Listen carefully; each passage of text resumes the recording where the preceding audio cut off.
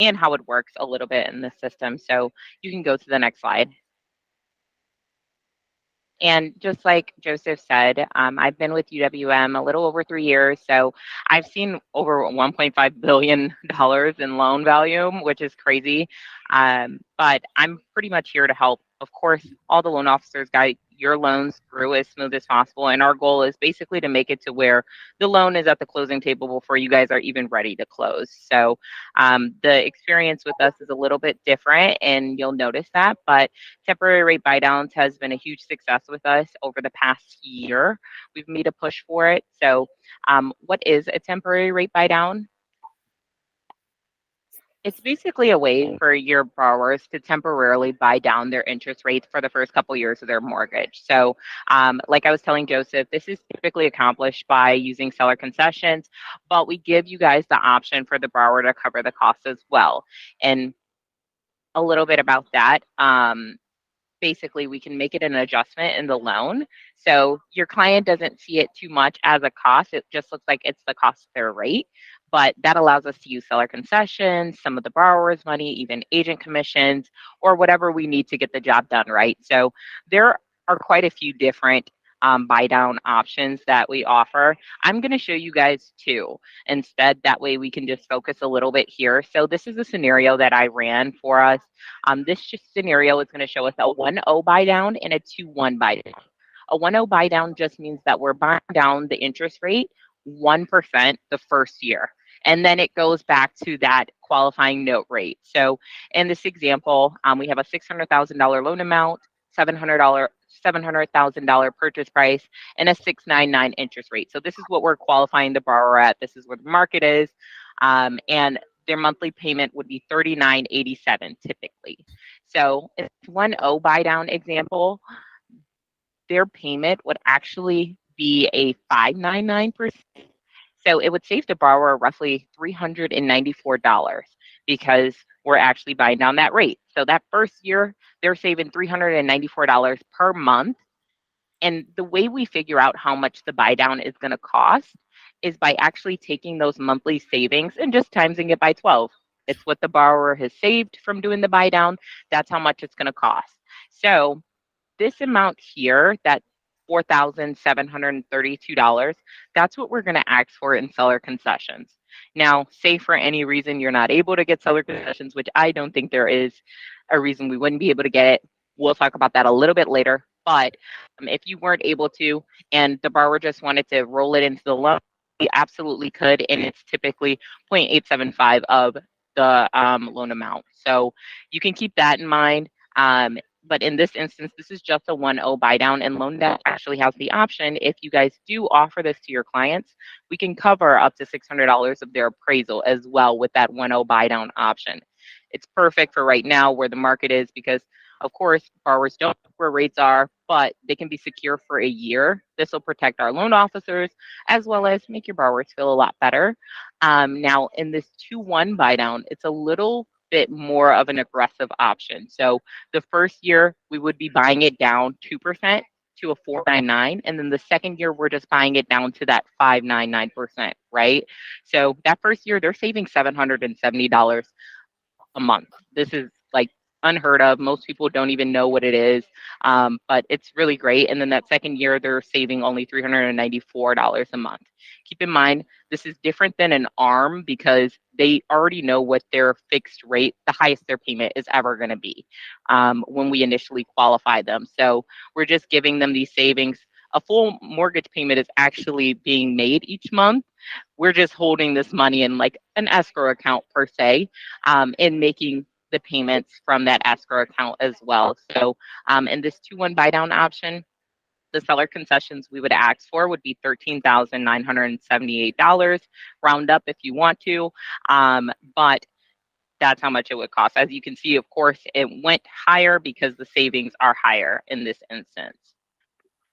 You can go to the next slide.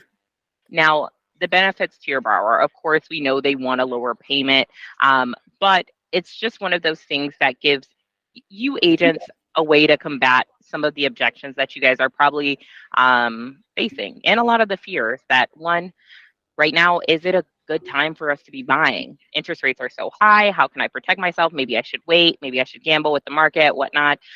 This is kind of a guaranteed way to help your borrowers, especially if you're coaching them and your loan officers are there to kind of advise them on the market as well and let them know, like, hey, we're either expecting rates to come down, whether it's in a year or two. This is an option for you to present. And then also, I wanted to insert this chart here. It's the average annual homeowner cost top of a mortgage. This is from 2023, so it's a little off, but it's pretty accurate for the most part. And outside of homeowners insurance and property taxes, because that can vary, but like maintenance and improvements, these are things that your buyers are going to come across the first year of owning a home for sure. Like they're going to have things come up. They're going to want to buy furniture. Just first year or first time home buyer things that come up. So this is something that can help and give you a way to paint the picture for your borrower why this is a great option for them. Joel, thank you. And then the subject line says WIFM. What's in it for me? I think everything needs a WIFM. Every program, every product needs a WIFM. And I think this is going to really help you guys kind of have a better perspective for this. So I know with this program, the biggest objection I've noticed with agents is, hey, the seller isn't going to give us the seller concessions. The one thing that I want everybody to get into the habit of doing is asking them why they don't want to give the seller concessions. They're going to tell you because they don't want to make less than what they intended on making, which is usually the only answer, because outside of that, it kind of turns into like a monopoly money type of situation. This isn't going to always be a deal killer, right? So we can always let the borrower pay for it, let agent concessions pay for it, and do an LLPA option. But I really do think that the seller concession option is very beneficial for the borrower as well as for the agent too. So what you guys can do in this instance is you can actually ask the seller to just raise the purchase price. So this allows them to make what they initially wanted to make on the loan, but it gives the borrower those seller concessions to have that lower payment for the first year or two or even three initially. Now, if they up the sales price, this could result in this will in a higher compensation for you, which is one of the biggest sells. I have an option or an office in Michigan that I did this presentation for. And basically they started understanding that, hey, every single time I do a buy down and we end up having them raise the sales price, basically maybe it's $100, maybe it's $200 on each loan that I close. But at the end of the year, if I'm doing 2 deals a month, like that could be a big bonus for me, like whether it's 5, 6, $7,000, depending on where you are in California. I mean, your sales prices are a lot higher than ours, so you're probably talking more than a couple $100. But that's the way I would say for agents to start thinking about this program, because it's very beneficial for you, not only the borrower, but it's going to help you, kind of incentivize you a little bit, give yourself a bonus, and you're helping borrowers in this like really weird market that we're dealing with. So I appreciate you guys for dealing with our technical issues initially, but I'd love to answer any questions that anybody has. So Jasmine, let's say if you're a high producing agent on the go and you want to know exactly how much the concession needs to be on a buy down, does UWM have like a worksheet or something that an agent can access? Absolutely. So what I would do is, as the loan officer, or I can send it out to Joel so he can share it with everybody, we have a simple just buy down calculator that will calculate everything for you, just like in that example I showed. So plug in the loan amount, purchase price, interest rate, and then boom, now you have everything up front. You don't need the loan in. You don't even have to talk to the loan officer to get this option started, which is nice. Okay. And then I know the answer to this, and I think is actually the coolest part of the program. But what happens when you refinance your mortgage before the let's say it's a 2-1 before the 24th month? You're stealing my thunder. So basically, like I was saying before, when we take these seller concessions that we're getting to buy down the interest rate, we're putting it in like an escrow account per se for the borrower. And each month we're pulling from it and making that full mortgage payment. So if the borrower ends up refinancing before that first year has passed or the 2 years, then that money actually gets credited towards their principal balance. So they don't lose any of that money. It's theirs as soon as the loan closes initially. So that's a huge, huge benefit because a lot of other lenders and companies do not offer that. It's kind of like a loss is a loss, you know? Yeah. So the contrast is you use this money and it's like it's upfront savings more so than putting it towards points. So like take that 699 option. You could have a 499 and a 599 for those graduated first 2 years. And you're kind of like taking the seller concessions and putting it more into the front end of the mortgage rather than paying points. It's spread out through the lifetime of the loan. But the danger of paying points, let's say you take the points, instead of getting a 699, you get a 6.5. You just pay an origination cost to get that 6.5 fixed. Well, if we see interest rates fall over the next 24 months, that client may end up refinancing that mortgage out of that 6.5, and then they just lost that seller concession forever. Whereas if they put it into the buy down, then they know they're gonna, even if they refinance their mortgage, they're still benefiting from the concession. Exactly. It's like insurance. No, that's Yeah. a really good way to put it for So, sure. but if you're a doomsday sayer, like rates are going to go to the tens, then hey, maybe you put it into our points. But so no one really knows. But I think we both have been in the business for a while, and given what the Fed has said, I think it's very, very likely that over the next 3 years that rates will be lower than where they have been today.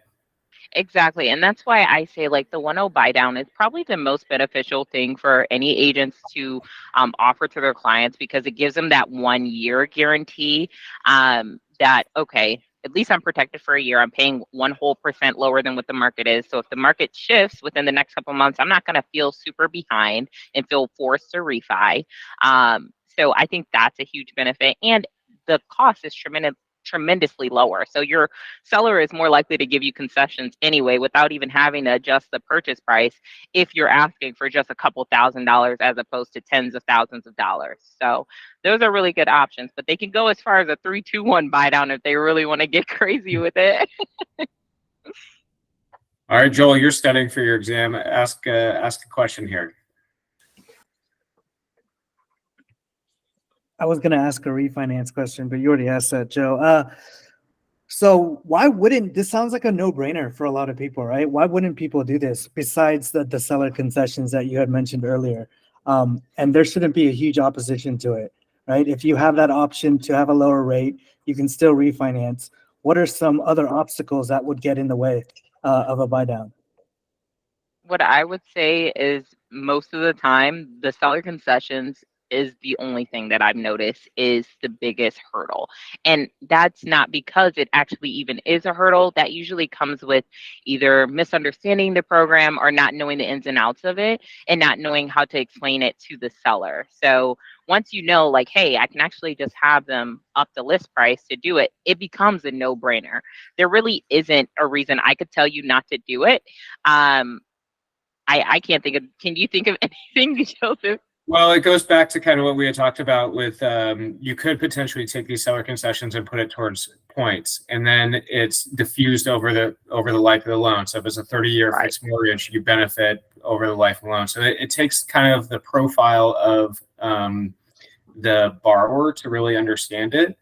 And I think sometimes loan officer it's called maybe laziness. It maybe doesn't want to go through all the math. Like, okay, yes, you're taking a 699 as opposed to a 6.5, but you're going to have these graduated payments. And if you have the opportunity to refinance in the future, you would be in a much better position to do the buy down than you would be to paying those points. Because once you pay the points and pay the fees, it's done.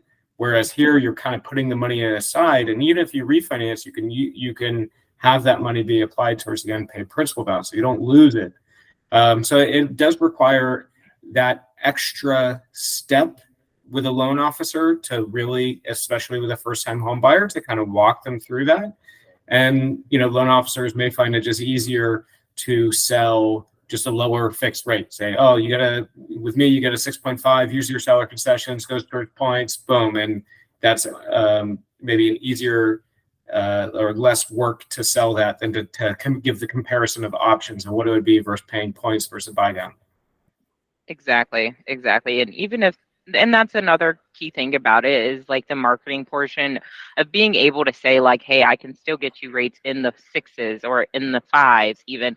That's something that you're able to say. And of course, everybody doesn't qualify for everything, but it will get people in the door. That way you can actually see what other options they have. So it's a huge conversation starter. Most people think when you say like temporary, even if you say the temporary part, they think you're just talking about buying down the rate. And that's a huge misconception. So it's one of my favorite programs. I think we've done a really good job with having it and putting it in place where the market is. And a lot of people have been using it. Just don't forget that you can pair it with a $600 appraisal credit, that 1.0 buy down.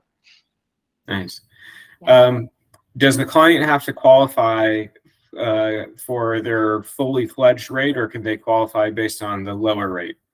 So they're qualifying on that full note rate. So that's going to prevent any type of disaster. It's not like a balloon or arm where you kind of don't know how high the payment can be or whatnot. So it is a fixed, fully amortizing mortgage after the first year or two or whatnot. Yeah. And one thing that I think might be helpful to maybe add, I don't know if you could bring it up right away, but what the actual paperwork looks like. So as someone who's actually originated this loan, I can tell you, again, going back to like why someone doesn't do this, it does require a little bit more effort on the loan officer's part, because when the client gets their loan estimate, which is the document that will show the breakdown of the mortgage offer, it doesn't mention anything really about the buy down and what the rate is. And so often they'll call, hey, you told me it's 599, and then there's a like one pager document in the disclosure package where it goes through the buy down, the temporary rate buy down. And so just a thought, maybe to add that one pager to the slide, because we obviously have to get the client to sign the disclosures. Right, 100%. And I believe I actually have a document that you guys can use to share with your borrower so they have something in writing, but the disclosures are kind of tricky like that where it doesn't include it. So that's a very good point for sure. And then outside of that too, the one thing I would say is you do need the verbiage in your purchase agreement to say this amount is allotted for the buy down. So that's one thing. You bring the loan in without it, then we'll just need an addendum. But outside of that, I would keep that in mind just to save yourself some work. That's good to know. Yeah. Awesome. All right. Well, I think that that's a really thorough presentation. Jasmine, thanks for taking the time. And we had your email here. Thanks everyone for joining. And let's go close a lot of these loans with temporary buy downs. I almost said go Lions, but bye guys. Okay, thanks, Jasmine. Thanks.